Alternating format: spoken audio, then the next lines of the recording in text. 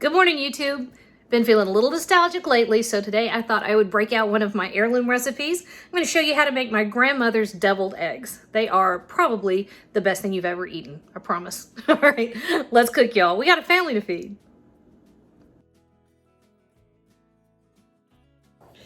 All right, so we're going to make my grandmother's deviled eggs. She's been on my brain a lot lately. Thinking about her a lot. I have a special project that I'm starting on. I'm not quite ready to tell what it is, but a lot of it involves my grandmother, so that's kind of cool. All right, so I have 8 eggs in this pot, and I just covered them with about 1 inch of water, and I threw in a splash of apple cider vinegar. And I'm going to let this come up to a boil. It's over medium heat, come up to a boil. Then I'm going to turn the heat off and cover it, let them sit for 8 minutes, okay? While that's coming to a boil, I'm going to gather the rest of our stuff. All right, so our timer just went off. It's about to try to go off again. There we go. All right, so I'm going to drain the water off of our eggs, and then I'm going to crack them and drop them in here. So this is just an ice bath. What we want to do is bring the temperature down pretty fast.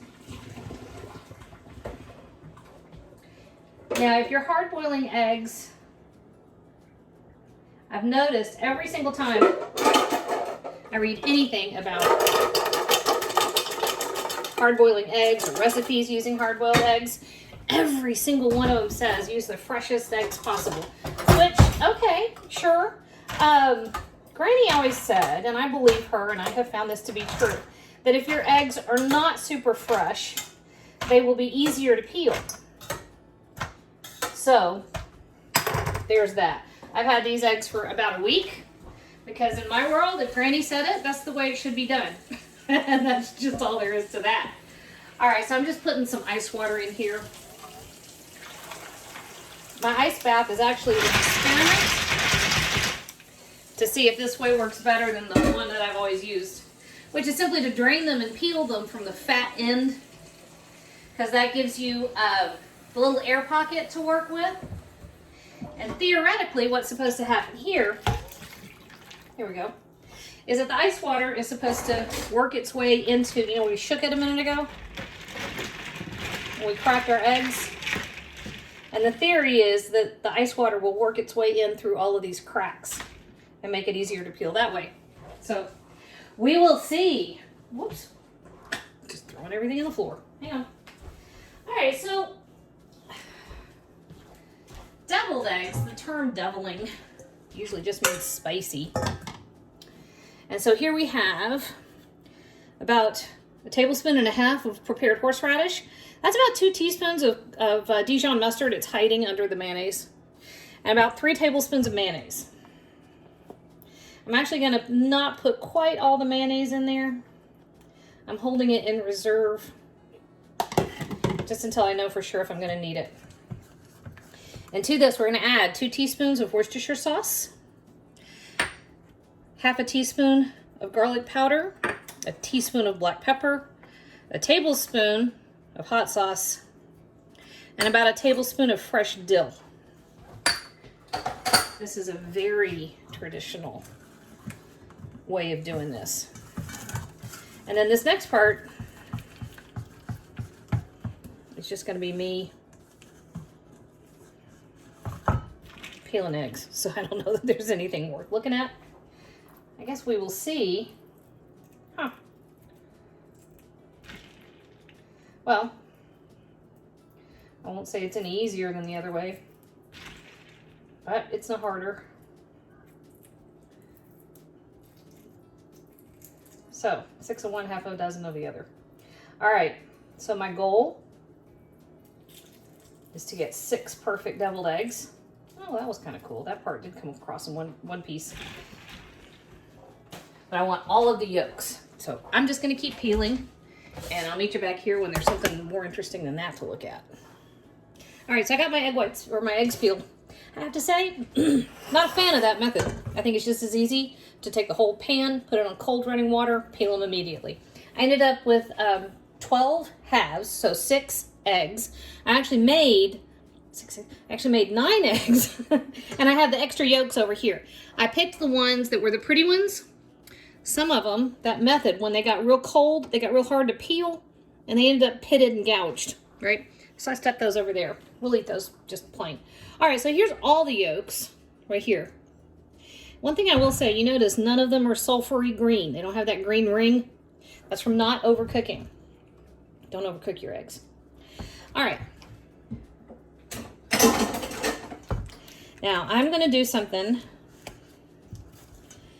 You could, if you wanted to, do this in a food processor, do it in a blender. I find it's just as easy to just go right to this because I end up putting it through the sieve anyway. That's too floppy. You want to crush that yolk way down. My little spatula was too soft. Now, something else I'm going to mention, and it's up to you whether this bothers you or not. There are brands of Worcestershire sauce that are white or clear. I don't particularly like the color. I don't particularly like the flavor. I don't think it is as good as regular Worcestershire sauce. The difference is, look at what the Worcestershire sauce does for color. Gives it a little hint like a brown tinge, which is not as pretty. So, flavor versus looks. Find your balance. If you want to use the other kind and you get super bright white, nope, super bright yellow yolks, knock yourself out. But if you want just all day long on flavor, then do it this way. Okay, so all I'm doing here, I'm working off camera, aren't I? I'm sorry. All I'm doing here is I'm taking that mixture and I'm rubbing it through this sieve so that it ends up super smooth. See? Coming out the bottom. It takes a bit of a patience, but the result is silky, silky egg whites, or egg yolks. I don't know why I keep saying whites for yolks today. I am sorry. So this is all this is. I'm not going to make you watch me do the whole thing, even though it's actually almost done. I'll be back when I've finished scooching that last little bit. All right, we're done. Give it another mix. And then I've got a plastic bag that I snipped the corner off of. If you have piping tips and piping bags, and you want to do that, great, knock yourself out. It's pretty. It looks really, really nice when I am trying to do things a little more formal. I actually do take the time and make the effort on occasion. If it's a holiday, I just wore that, okay. If it's a holiday or a special occasion or a party, sure.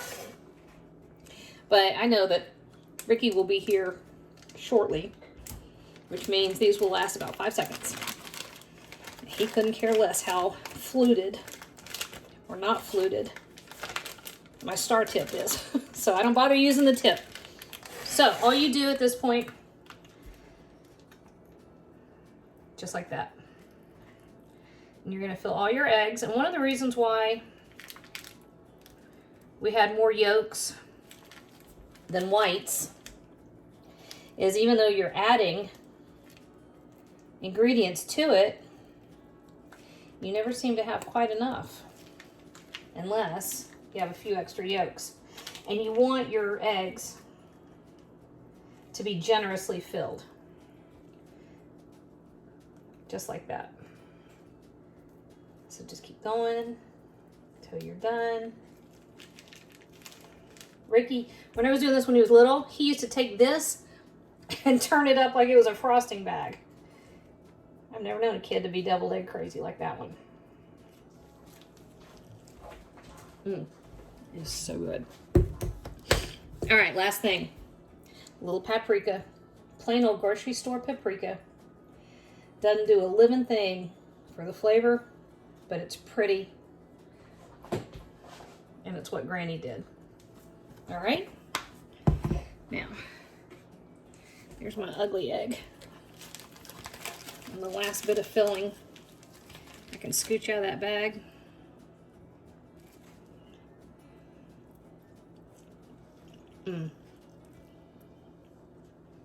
That tastes like every Sunday at my grandmother's house.